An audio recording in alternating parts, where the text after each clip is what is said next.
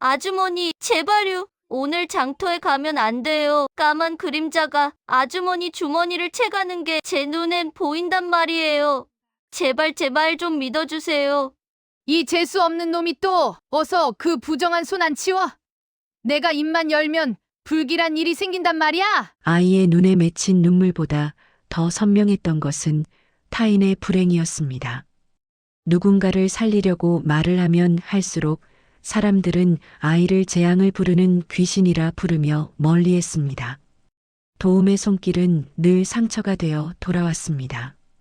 달이 핏빛으로 물든 그날 밤, 남해 바닷가 작은 어촌 마을의 한 아이가 태어났습니다. 아이의 이름은 물돌이. 그는 마을 포구를 관리하던 박진사 댁의 천민종으로 태어났습니다.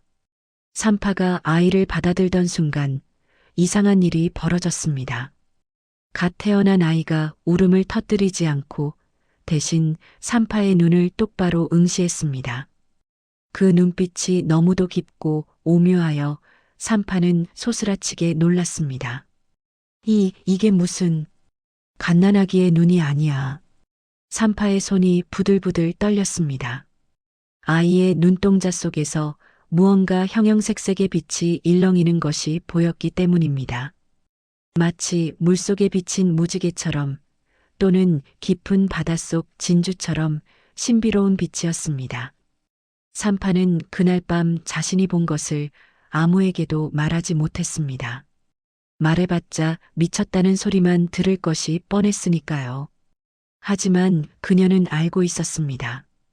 이 아이가 보통 아이가 아니라는 것을.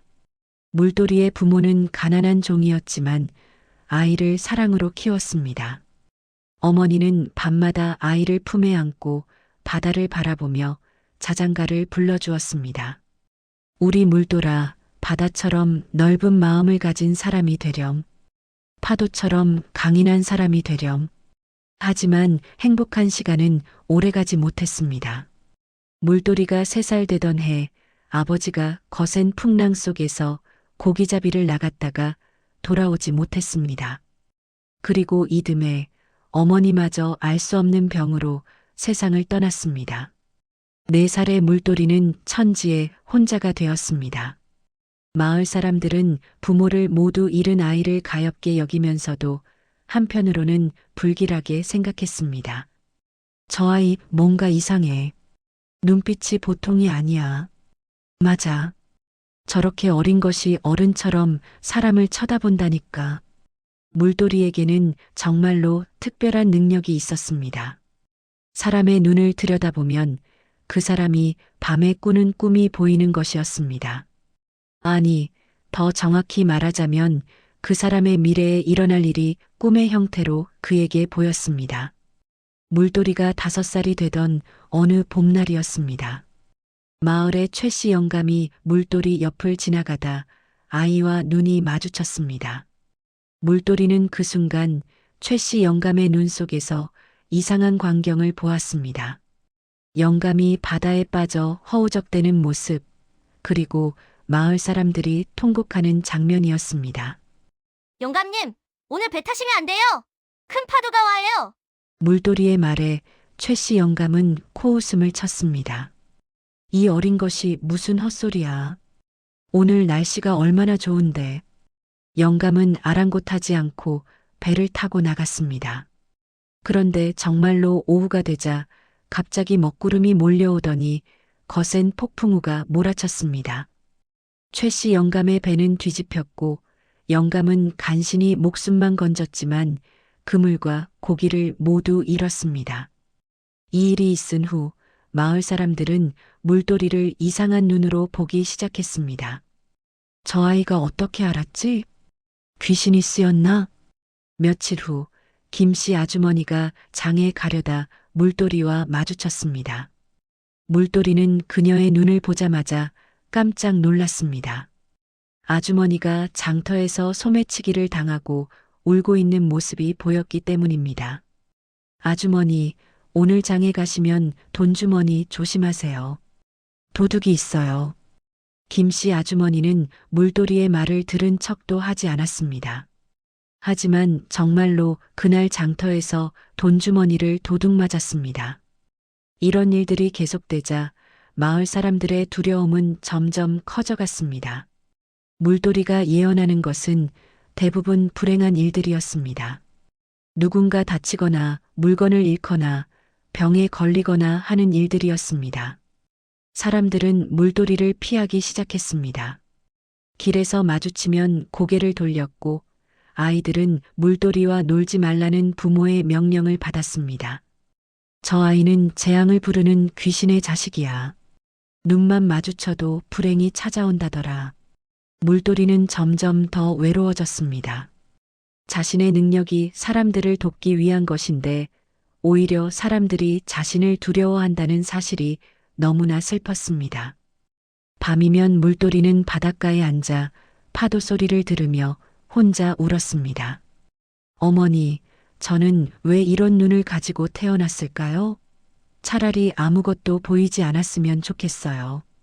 물돌이가 8살이 되던 해 가을, 박진사의 육순 잔치가 열렸습니다. 마을의 모든 사람들이 진사댁 마당에 모였습니다. 물돌이도 종의 신분으로 구석에서 심부름을 하고 있었습니다. 잔치가 무르익을 무렵 박진사가 술에 취해 기분이 좋아진 채로 물돌이를 불렀습니다. 여봐라, 물돌이. 내가 사람의 미래를 본다지? 그럼 나를 한번 봐라. 내 앞날이 어떠한가? 주변 사람들이 웃으며 구경했습니다. 물돌이는 떨리는 마음으로 박진사의 눈을 바라보았습니다. 그 순간 물돌이의 온몸에 소름이 돋았습니다. 박진사의 눈 속에서 끔찍한 광경이 펼쳐졌기 때문입니다. 진사댁의 큰 기와집이 불타오르고 가족들이 쇠사슬에 묶여 끌려가는 모습, 그리고 박진사가 형틀에 묶여 극형을 당하는 장면까지. 물돌이는 너무 놀라 그 자리에 주저앉았습니다. 하지만 진실을 말하지 않을 수 없었습니다. 진사님, 큰 재앙이 보입니다. 집안이 풍비박산나고 진사님께서 목숨을. 순간 잔치장이 조용해졌습니다. 박진사의 얼굴이 불그락푸르락 변했습니다. 이 재수 없는 놈, 감히 내 육순 잔치에서 불길한 소리를 하다니. 박진사는 분노로 몸을 떨었습니다. 사람들 앞에서 망신을 당했다는 생각에 이성을 잃었습니다. 당장 이놈을 끌어내라. 저런 흉물은 우리 마을에 두어서는 안 된다. 진사의 명령에 따라 장정들이 물돌이를 붙잡았습니다. 물돌이는 필사적으로 애원했습니다. 진사님, 제발 용서해 주세요. 저는 보이는 것을 말씀드렸을 뿐입니다. 진사님을 위해서. 하지만 박진사는 듣지 않았습니다. 그는 장정들에게 명령했습니다. 저놈을 깊은 산속에 버려라. 다시는 마을로 돌아오지 못하도록 멀리, 아주 멀리. 그날 밤 물돌이는 장정들에 의해 마을에서 10리나 떨어진 깊은 산속에 버려졌습니다. 사방이 컴컴하고 이리와 호랑이의 울음소리가 들려오는 무서운 곳이었습니다. 빗방울이 떨어지기 시작했습니다. 이내 폭우로 변했습니다. 물돌이는 덜덜 떨며 동굴 입구를 찾아 몸을 숨겼습니다. 어머니, 아버지, 무서워요. 저를 데려가 주세요. 8살 아이는 어둠 속에서 혼자 울다가 결국 정신을 잃고 말았습니다. 동이 트기 전 산속을 거닐던 한 도사가 동굴 앞에서 쓰러진 아이를 발견했습니다. 정도사는 오랫동안 산속에서 수행하며 돌을 닦는 도인이었습니다. 그는 영험한 약초를 찾아 산길을 걷다가 물돌이를 발견한 것입니다. 허허, 이런 깊은 산속에 아이가 웬일인가? 정도사는 아이를 안아 올렸습니다. 그런데 물돌이의 얼굴을 자세히 보던 도사의 눈이 크게 떠졌습니다. 이것 보게, 이 아이의 이마에 천문성의 기운이 서려 있구나. 그리고 눈빛이 예사롭지 않아. 정도사는 아이를 자신의 암자로 데려가 정성껏 간호했습니다. 사흘 후 물돌이가 깨어났습니다. 여기가 어디죠? 두려워 마라, 아가. 나는 이 산에 사는 정도사라고 한다. 내가 어찌하여 이런 깊은 산 속에 있었느냐? 물돌이는 자신에게 일어난 모든 일을 도사에게 털어놓았습니다. 자신의 특별한 능력과 사람들이 두려워했던 것, 그리고 박진사에게 버림받은 이야기까지. 정도사는 아이의 이야기를 듣고 깊이 고개를 끄덕였습니다. 그렇구나. 너는 하늘이 내린 특별한 눈을 가진 아이로구나. 내 능력은 저주가 아니라 축복이니라. 축복이요? 하지만 사람들은 저를 무서워했어요. 그것은 사람들이 진실을 받아들일 준비가 되지 않았기 때문이다. 하지만 내 능력을 제대로 갈고 닦으면 언젠가 많은 사람을 구하는 힘이 될 것이니라. 정도사는 물돌이에게 새로운 이름을 지어주었습니다. 이제부터 너의 이름은 몽견이다. 꿈을 본다는 뜻이니라. 너는 사람들의 미래의 꿈을 보는 자이니 이 이름이 내게 가장 잘 어울린다. 물돌이, 아니, 이제는 몽견이 된 아이의 눈에 눈물이 글썽였습니다. 태어나서 처음으로 자신의 능력을 부정적으로 보지 않는 사람을 만난 것입니다. 정도사는 과거 왕궁의 관상감에서 천문을 관측하고 점성술을 다루던 고관이었습니다. 하지만 간신배들의 모함으로 관직에서 쫓겨나 이 산속에서 은둔하며 돌을 닦고 있었습니다. 몽견아, 내가 너에게 모든 것을 가르쳐 주마. 천문과 지리, 역학과 점성, 그리고 사람의 운명을 읽는 법까지. 내 특별한 눈은 이 모든 학문의 기초가 될 것이니라. 그날부터 몽견의 새로운 삶이 시작되었습니다. 정도사는 아침 일찍 몽견을 깨워 산속을 걸으며 약초를 구별하는 법을 가르쳤습니다. 낮에는 한문과 역학 경전을 읽게 했고 저녁에는 별을 관측하며 천문의 이치를 설명했습니다. 별들의 움직임을 보면 세상의 이치가 보인다. 해와 달이 만나는 자리, 행성들이 교차하는 순간 그 모든 것이 사람의 운명과 연결되어 있느니라. 몽견은 스승의 가르침을 마치 마른 땅이 물을 흡수하듯 받아들였습니다. 그의 특별한 능력은 스승의 학문과 만나 더욱 정교해졌습니다. 이제 몽견은 단순히 사람의 눈을 보고 미래를 보는 것을 넘어서 그 미래가 왜 일어나는지, 어떻게 하면 좋은 방향으로 바꿀 수 있는지까지 이해하게 되었습니다. 어느 날 정도사가 몽견에게 중요한 가르침을 주었습니다. 몽견아, 명심해라. 미래를 보는 능력은 큰 힘이지만 동시에 큰 책임이 따른다. 내가 본 것을 함부로 말하면 오히려 사람들을 해칠 수 있느니라. 왜 그런가요, 스승님? 미래는 정해진 것이 아니라 변할 수 있는 것이기 때문이다. 내가 미래를 말하면 그 사람은 그것을 피하려 애쓰다가 오히려 그 미래를 앞당길 수도 있느니라. 이를 숙명의 역설이라고 한다. 몽견은 깊이 생각에 잠겼습니다. 그렇다면 제 능력을 어떻게 써야 하나요? 지혜롭게 사용해야 한다. 직접적으로 미래를 말하는 대신 사람들이 스스로 올바른 길을 선택하도록 인도하는 것이다. 그것이 진정한 도움이니라. 그날부터 몽견은 더욱 신중하게 자신의 능력을 다루는 법을 배웠습니다. 또 다른 날 정도사는 몽견에게 마음 수양의 중요성을 가르쳤습니다. 너를 버린 박진사에 대해 어떻게 생각하느냐? 몽견은 솔직하게 대답했습니다. 증오스럽습니다. 가끔은 복수하고 싶다는 생각도 듭니다. 정도사는 고개를 끄덕였습니다. 그 마음은 자연스러운 것이다. 하지만 명심해라. 원망과 증오는 독과 같아서 너의 마음을 썩게 하고 진실을 보는 눈을 흐리게 한다. 하지만 스승님, 박진사는 제게 너무 잔인했습니다. 그렇다. 하지만 생각해 보아라. 박진사가 너를 산에 버리지 않았다면 너는 나를 만나지 못했을 것이고 이 모든 가르침도 받지 못했을 것이다. 때로는 불행이 더 큰 행운으로 가는 문이 되기도 하느니라. 정도사는 계속해서 말했습니다.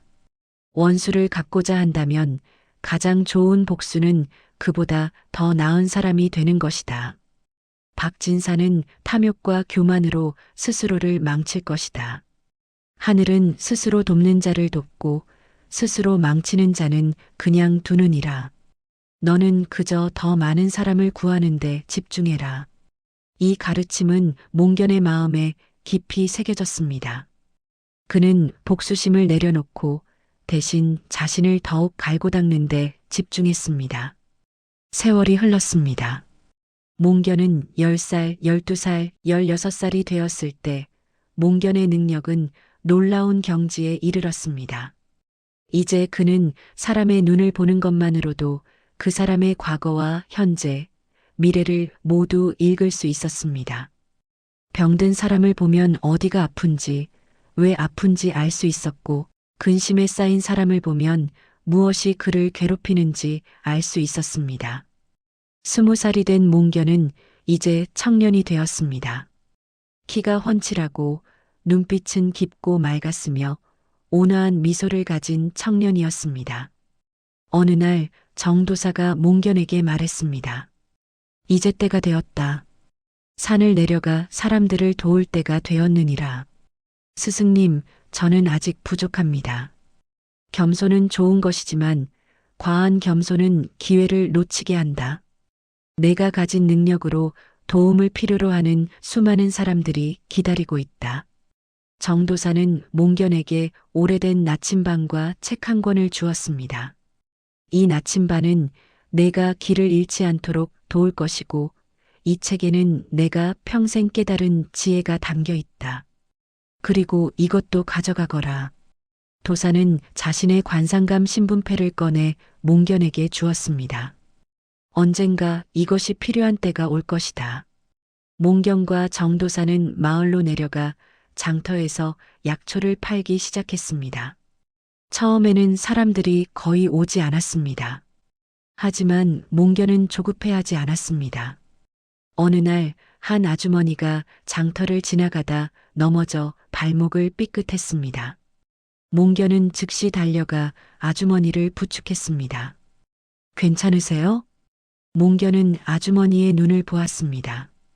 그리고 그녀가 오랫동안 무릎 통증으로 고생하고 있다는 것을 알아차렸습니다. 아주머니, 발목도 발목이지만 무릎이 더 아프시죠? 제가 약을 지어드리겠습니다. 어떻게 알았지? 내가 무릎 이야기를 한 적이 없는데. 몽견은 빙그레 웃으며 약초를 다려 아주머니께 드렸습니다. 그리고 돈을 받지 않았습니다. 건강하세요. 그것이 제게는 가장 큰 보답입니다. 며칠 후 그 아주머니가 다시 찾아왔습니다. 젊은이, 정말 신기하구먼. 무릎 통증이 씻은 듯이 나았어. 소문은 빠르게 퍼졌습니다. 사람들이 하나둘 몽견을 찾기 시작했습니다. 어느 날 장터에서 큰 소란이 벌어졌습니다. 포목상 주인이 한 젊은 여인의 멱살을 잡고 소리를 지르고 있었습니다. 이것이 내 비단을 훔쳐갔어. 당장 내놓지 못할까? 여인은 눈물을 흘리며 부인했습니다. 아닙니다. 저는 훔치지 않았어요. 억울합니다. 거짓말. 내가 가게에 있을 때 분명 비단이 있었는데 내가 나간 후 없어졌어. 구경꾼들이 모여들었지만 아무도 나서지 않았습니다. 여인은 과부로 홀로 어린아이를 키우며 바느질로 근근히 생계를 이어가는 가난한 처지였습니다. 몽견이 다가갔습니다. 잠깐만요. 서두르지 마십시오. 포목상 주인이 몽견을 노려보았습니다. 넌 누군데 참견이야? 저는 그저 진실이 밝혀지기를 바랄 뿐입니다. 주인장, 제가 이 여인의 눈을 봐도 되겠습니까? 몽견은 여인의 눈을 바라보았습니다. 여인의 눈에는 억울함과 두려움만 가득했습니다. 그리고 그녀의 미래에는 무고하게 벌을 받는 모습이 보였습니다. 몽견은 고개를 끄덕이고 이번에는 포목상 주인의 눈을 바라보았습니다. 그 순간 몽견의 눈이 차갑게 빛났습니다. 주인의 눈 속에서 진실이 보였습니다. 주인 자신이 비단을 다른 곳에 숨겨두고 이 여인에게 누명을 씌우려는 모습이 보였던 것입니다. 이유는 간단했습니다. 이 여인이 예전에 주인의 부당한 값갚기를 거부했고 주인은 그 일에 앙심을 품고 있었던 것입니다. 주인장, 정말로 이 여인이 훔쳤다고 확신하십니까? 당연하지. 증거가 있어. 그렇다면 관가로 가시죠. 제가 진실을 밝혀드리겠습니다. 포목상 주인은 당황했지만 이미 많은 사람들이 보고 있어 거절할 수 없었습니다. 관아에 도착하자 사또가 사건을 심리했습니다. 몽견이 나섰습니다. 사또님, 소인에게 진실을 밝힐 방법이 있사옵니다. 주인장의 가게를 수색해 주십시오. 특히 주인장의 개인 창고를 살펴보시면. 무슨 헛소리냐? 내 창고는 사적인 공간이야. 하지만 사또는 몽견의 눈빛에서 무언가 확신을 읽었습니다. 좋다. 포졸들아, 저 포목상을 수색하라. 포졸들이 가게로 달려갔고 얼마 후 주인의 개인 창고에서 문제의 비단이 발견되었습니다. 주인이 직접 숨겨둔 것이었습니다. 이것은 내가 숨긴 게 아니라. 사또가 호통을 쳤습니다. 닥쳐라. 무고한 사람에게 누명을 씌운 죄 가볍지 않다. 포목상 주인은 곤장을 맞고 벌금형을 받았습니다. 여인은 몽견에게 눈물로 감사를 표했습니다. 은인이시여, 어떻게 감사를 드려야 할지. 괜찮습니다. 다만 앞으로도 정직하게 사시길 바랍니다. 그것이 제게는 가장 큰 보답입니다. 이 사건 이후 몽견의 명성은 더욱 높아졌습니다. 사람들은 그를 진실을 보는 자라고 불렀습니다. 하지만 몽견은 명성을 탐하지 않았습니다. 그는 스승의 가르침대로 가난하고 억울한 사람들을 우선적으로 도왔습니다. 부자가 찾아와 많은 돈을 주며 미래를 봐달라고 하면 몽견은 정중히 거절했습니다. 미래는 돈으로 사는 것이 아닙니다. 당신의 미래는 당신의 선택으로 만들어집니다. 반면 가난한 농부가 흉년을 걱정하며 찾아오면 몽견은 기꺼이 도왔습니다. 농부의 눈을 보고 농사의 적기를 알려주고 어떤 작물을 심으면 좋을지 조언했습니다. 어느 날 밤 정도사가 몽견에게 말했습니다. 내가 너에게 가르칠 것은 이제 다 가르쳤다. 이제 너는 나보다 더 뛰어난 능력을 가졌느니라. 스승님, 그런 말씀 마십시오. 제가 가진 모든 것은 스승님 덕분입니다. 몽견아, 이제 너는 더 큰 세상으로 나가야 한다. 이 작은 장터가 아닌 한양으로 가거라. 한양이요? 그렇다. 나라에 큰 위기가 다가오고 있다. 내가 필요한 때가 올 것이다. 23살이 된 몽견은 스승의 명을 받들어 한양으로 향했습니다. 긴 여정 끝에 한양의 남대문에 도착했습니다.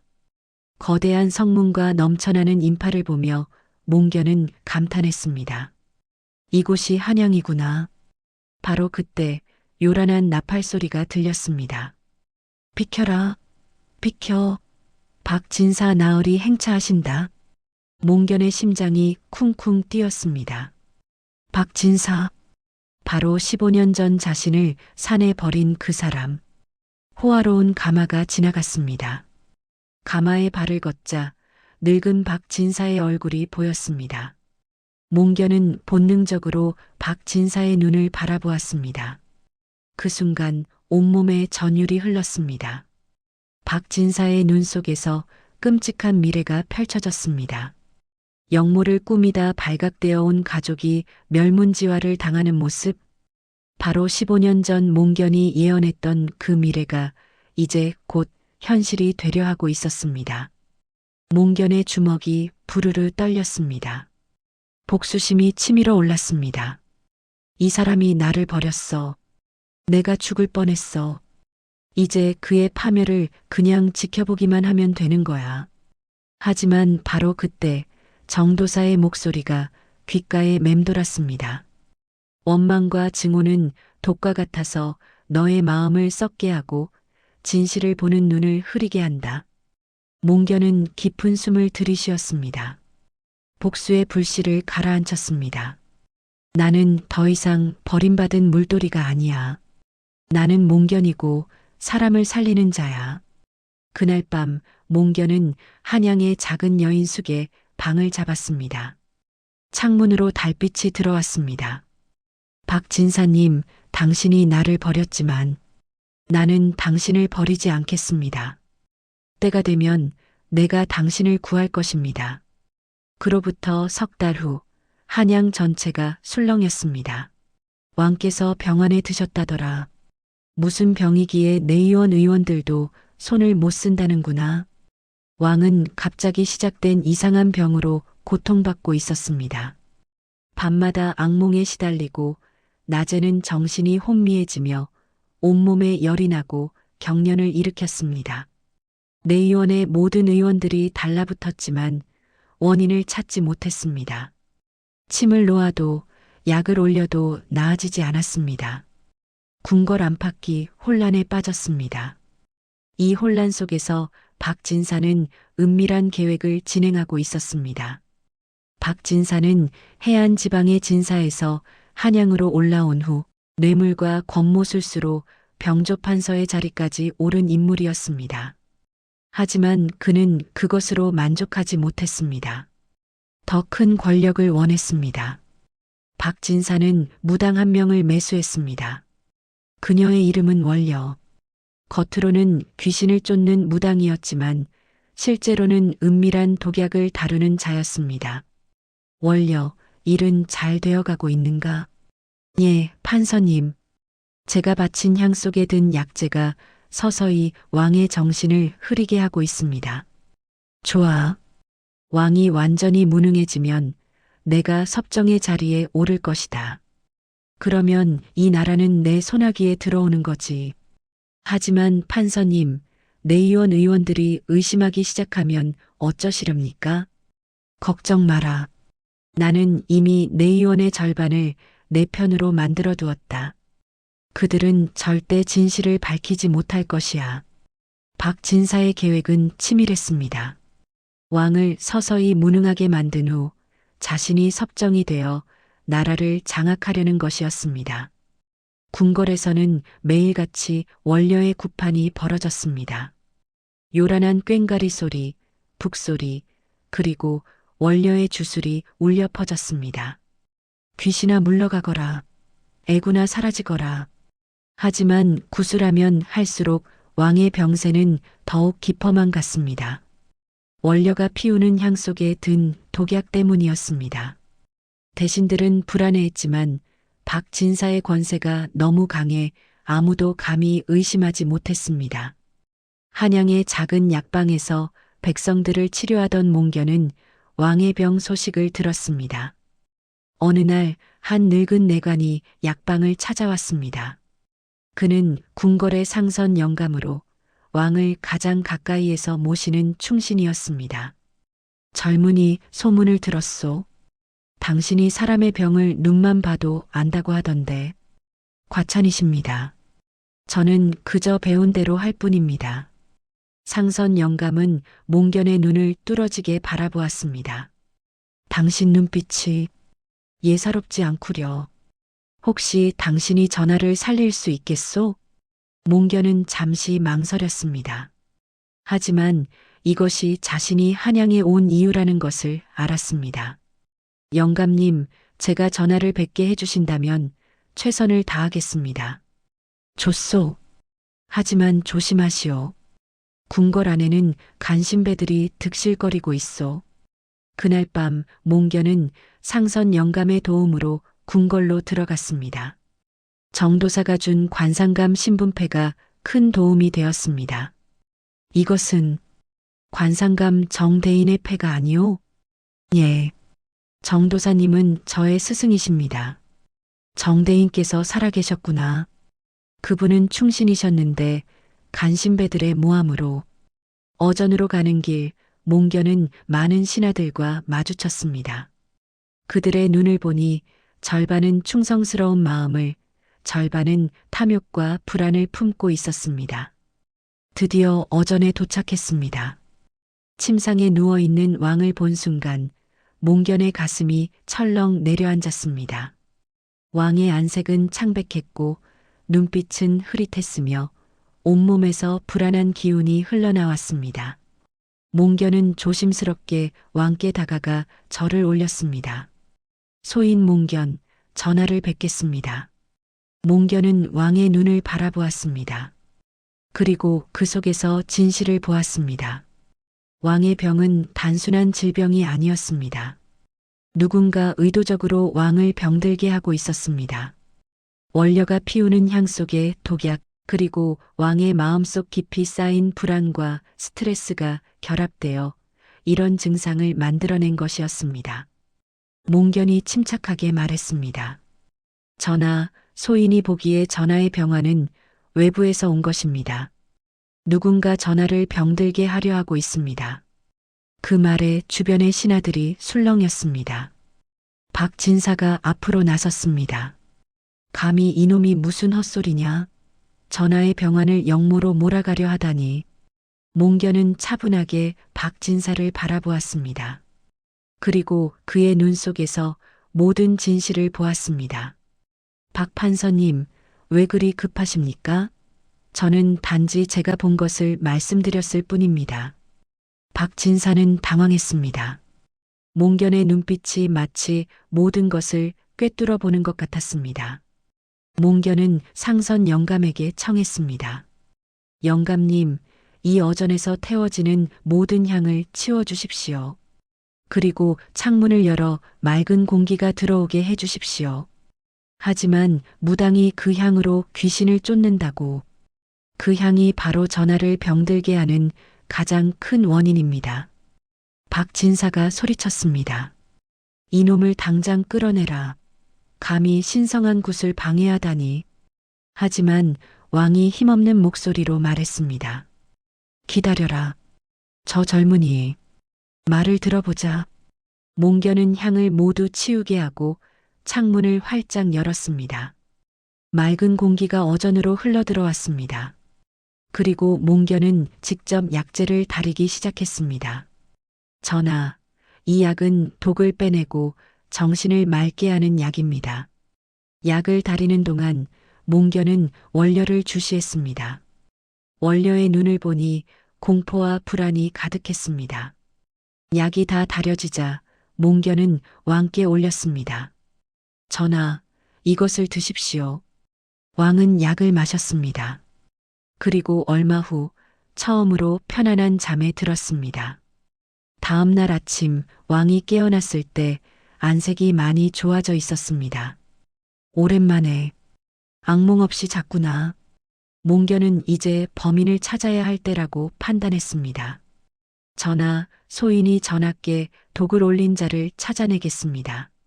몽견은 궁녀들과 내관들을 한 명씩 불렀습니다. 그리고 그들의 눈을 바라보았습니다. 대부분은 충성스러운 마음을 가지고 있었습니다. 하지만 한 젊은 궁녀의 눈에서 몽견은 극심한 공포를 보았습니다. 내가 향을 준비했구나. 궁녀는 부들부들 떨었습니다. 소녀는 두려워 마라. 내가 원해서 한 일이 아니란 것을 안다. 누가 시켰느냐? 궁녀는 눈물을 흘리며 고백했습니다. 무당 원려가, 그리고 박 판서님께서 제 가족을 인질로 잡고 협박했습니다. 제가 향에 약재를 넣지 않으면 가족을 모두 죽이겠다고. 어전이 술렁였습니다. 박 진사가 소리쳤습니다. 헛소리다. 증거가 어디 있느냐? 몽견이 차분하게 말했습니다. 증거라면 원려의 처소를 수색하면 나올 것입니다. 상선 영감의 명령으로 금군들이 원려의 거처를 수색했습니다. 그리고 그곳에서 각종 독약과 박진사와 주고받은 서신들이 발견되었습니다. 증거는 명백했습니다. 왕이 분노에 찬 목소리로 말했습니다. 박진사, 너는 어떻게 감히? 박진사는 사태가 불리해지자 마지막 수를 썼습니다. 그는 품속에서 호루라기를 꺼내 불었습니다. 깡, 깡. 그 신호에 따라 궁궐 밖에 대기하고 있던 사병들이 몰려들었습니다. 박진사가 오랫동안 준비해온 영모의 군사들이었습니다. 이제 와서 물러설 수 없다. 궁궐을 장악하라. 하지만 박진사는 한 가지를 간과했습니다. 상선 영감이 이미 이런 상황을 예측하고 충성스러운 금군을 대기시켜 두었다는 것을. 반역이다. 금군들아, 역적을 진압하라. 궁궐 안에서 짧은 전투가 벌어졌습니다. 하지만 박진사의 사병들은 훈련된 금군의 상대가 되지 못했습니다. 얼마 지나지 않아 박진사는 포박되어 어전으로 끌려왔습니다. 왕 앞에 무릎을 꿇은 박진사를 보며 몽견은 복잡한 심경이 되었습니다. 15년 전 자신을 버린 그 사람이 지금 무릎 꿇고 있는 것입니다. 왕이 물었습니다. 박진사, 너는 왜 이런 역모를 꾸몄느냐? 박진사는 비웃듯 말했습니다. 권력? 더 큰 권력이 필요했을 뿐이요. 나는 이미 충분히 가졌지만 더 원했소. 그것이 내 죄요. 바로 그때 몽견이 앞으로 나섰습니다. 박 판서님, 저를 기억하십니까? 박진사가 몽견을 빤히 쳐다보았습니다. 너는 누구냐? 15년 전 판서님의 육순 잔치에서 판서님의 미래를 보았던 아이입니다. 판서님은 저를 산에 버렸죠. 제 이름은 물돌이였습니다. 박진사의 얼굴이 창백해졌습니다. 물돌이라고? 그럼 내가 살아있었단 말이냐? 예. 하늘이 저를 살려주셨습니다. 그리고 스승님을 만나게 해주셨죠. 박진사는 허탈하게 웃었습니다. 내가 죽었다고 생각했는데 그 어린 것이 살아서 나를 무너뜨린 자가 되어 돌아왔구나. 판서님, 15년 전 제가 본 미래를 기억하십니까? 멸문지화라고 말씀드렸죠. 그 미래가 지금 이루어지고 있습니다. 박진사는 고개를 떨구었습니다. 그래, 내 말이 맞았구나. 나는 내 탐욕으로 인해 스스로를 멸망시켰어. 바로 그때 어전 밖에서 한 젊은 남자가 뛰어들어왔습니다. 박진사의 아들이었습니다. 전하, 소인 박진사의 아들 박성준이옵니다. 박진사가 놀라 아들을 바라보았습니다. 성준아, 내가 왜 여기에? 박성준은 왕 앞에 무릎을 꿇고 품에서 장부 한 권을 꺼냈습니다. 전하, 이것은 가친이 그동안 저지른 모든 비리가 기록된 장부입니다. 뇌물수수, 백성 착취, 역모 계획, 모든 것이 담겨 있습니다. 성준아, 내가 지금 무슨 짓을 하는 거냐? 박성준은 눈물을 흘리며 말했습니다. 가친, 소자는 더 이상 참을 수 없습니다. 가친께서 백성들을 얼마나 괴롭혔는지, 얼마나 많은 죄 없는 사람들을 해쳤는지, 소자는 가친의 아들이기 전에 이 나라의 백성입니다. 박진사는 아들의 배신에 충격을 받아 주저앉았습니다. 내가 내 아들에게까지 배신당하는구나. 그는 허탈하게 웃으며 중얼거렸습니다. 심은 대로 거두는구나. 내가 탐욕을 심었더니 배신을 거두는구나. 왕이 엄숙하게 선언했습니다. 박진사, 너의 죄는 용서받을 수 없다. 역모를 꾸미고 왕을 독살하려 한 죄, 백성을 착취한 죄, 사형에 처한다. 형이 선고되자 박진사는 형장으로 끌려가기 전 몽견을 바라보았습니다. 물돌이, 아니 몽견이라고 했나? 너는 나를 원망하지 않느냐? 몽견은 잠시 침묵했습니다. 그리고 조용히 대답했습니다. 원망했습니다. 오랫동안 원망했습니다. 하지만 제 스승님께서 가르쳐 주셨습니다. 원망은 독과 같다고. 판서님을 원망하는 대신 저는 더 많은 사람을 구하는 길을 택했습니다. 내가 너를 버렸는데 너는 나를 구하려 했구나. 제가 판서님을 구한 것이 아닙니다. 제가 구한 것은 전하이시고 이 나라입니다. 판서님 스스로가 선택한 길의 끝에 서 계신 것뿐입니다. 박진사는 고개를 끄덕였습니다. 그래, 내가 선택한 길이었지. 몽견, 마지막으로 한 가지만 물어보겠다. 15년 전 내가 너를 버리지 않았다면 이 미래를 피할 수 있었을까? 몽견은 슬픈 미소를 지었습니다.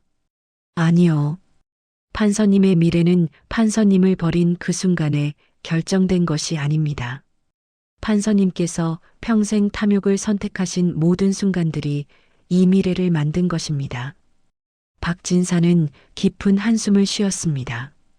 그렇구나. 나는 평생을 잘못 살았구나. 형장으로 끌려가기 전 몽견이 박진사에게 다가가 작은 주머니를 건넸습니다. 이것은 마음을 평안하게 하는 약초입니다. 마지막 길이 덜 고통스럽도록. 박진사는 놀란 눈으로 몽견을 바라보았습니다. 너는 왜 나에게 자비를 베푸느냐? 스승님께서 가르쳐 주셨습니다. 원수에게도 자비를 베푸는 것이 진정한 강함이라고. 판서님, 부디 저승에서는 탐욕 대신 베풀물 선택하시길 바랍니다. 박진사는 눈물을 흘렸습니다.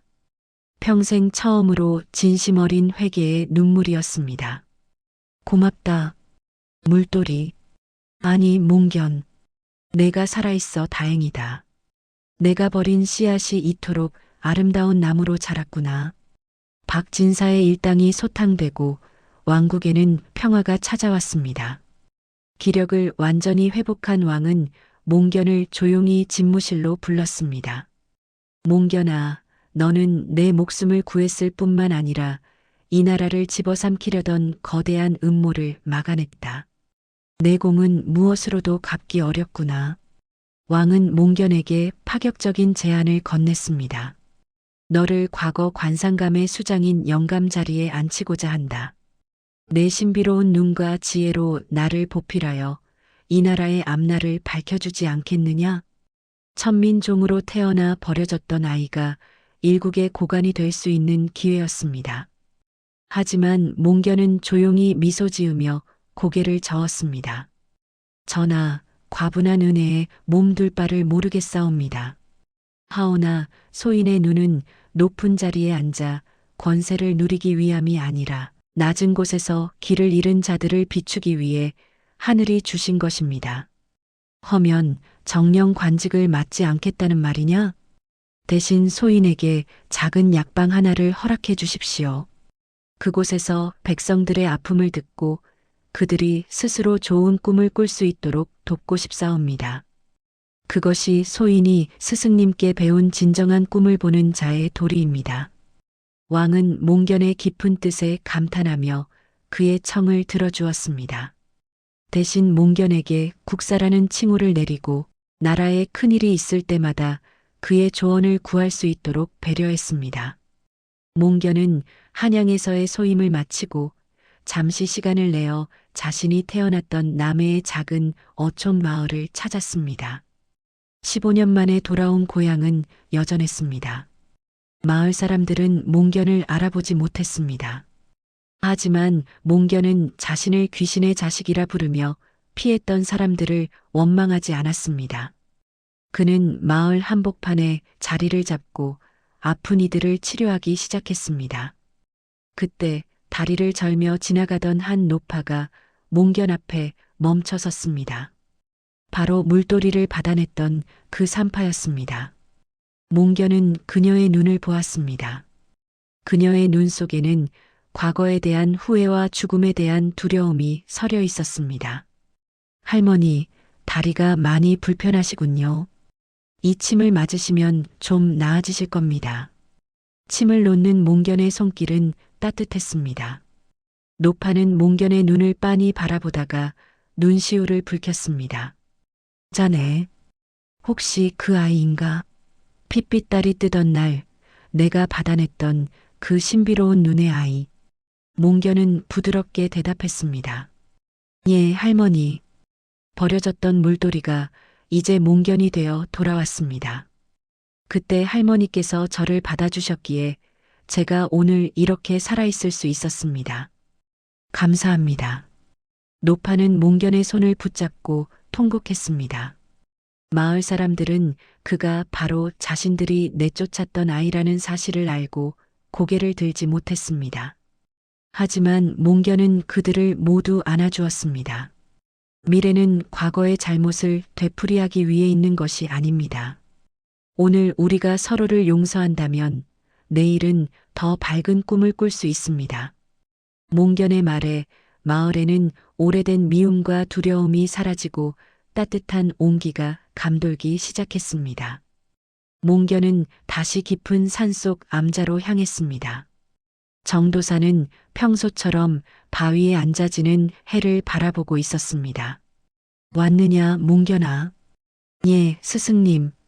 스승님의 가르침 덕분에 많은 사람을 구하고 돌아왔습니다. 정도사는 허허 웃으며 몽견을 대견하게 바라보았습니다. 내가 박진사를 용서하고 왕의 자리를 탐하지 않았다는 소식을 들었다. 이제야 내 눈이 진정한 천문의 이치를 깨달았구나. 정도사는 몽견에게 자신의 낡은 도포를 건네주었습니다. 내 때가 다 되었다. 나는 이제 구름이 되고 바람이 되어 자연으로 돌아가려 한다. 너는 세상에 남아 사람들이 스스로의 운명을 개척할 수 있도록 등불이 되어 주어라. 그날 밤 정도사는 잠든 듯 평온하게 세상을 떠났습니다. 몽견은 스승의 무덤가에 앉아 밤새 별을 바라보았습니다. 이제 그는 별의 움직임뿐만 아니라 사람들의 마음속에 뜨는 작은 별들도 볼 수 있게 되었습니다. 수십 년의 세월이 흘렀습니다. 이제 몽견은 백발이 성성한 노인이 되었습니다. 하지만 그의 눈빛만큼은 어린 시절 그때처럼 여전히 맑고 신비로웠습니다. 그는 다시 남해 바닷가 절벽 위에 섰습니다. 저 멀리 수평선 너머로 붉은 해가 지고 있었습니다. 사람들은 여전히 그를 찾아와 묻습니다. 몽견 할아버지, 제 미래는 어떻게 됩니까? 저는 부자가 될 수 있을까요? 우리 아이는 출세할 수 있을까요? 그럴 때마다 몽견은 빙그레 웃으며 대답합니다. 당신의 눈을 보십시오. 당신이 오늘 누군가에게 건넨 따뜻한 말. 한마디, 누군가를 위해 흘린 눈물 한 방울이 이미 당신의 미래를 아름답게 그리고 있습니다. 미래는 저 멀리 있는 것이 아니라 지금 당신의 마음속에 있는 씨앗이 자라나는 과정일 뿐입니다. 몽견은 품 안에서 낡은 나침반을 꺼내 바다로 던졌습니다. 더 이상 도구가 없어도 그는 길을 잃지 않았습니다. 달이 차오르고 파도 소리가 자장가처럼 들려옵니다. 바다에 버려졌던 아이는 이제 세상을 품은 지혜로운 거인이 되었습니다. 그의 이야기는 전설이 되어 입에서 입으로 전해졌고 사람들은 이제 밤하늘의 별을 보며 두려움 대신 내일의 꿈을 꾸게 되었습니다. 핏빛달이 뜨던 밤 시작된 저주는 그렇게 온 세상을 구하는 축복의 전설로 끝을 맺었습니다.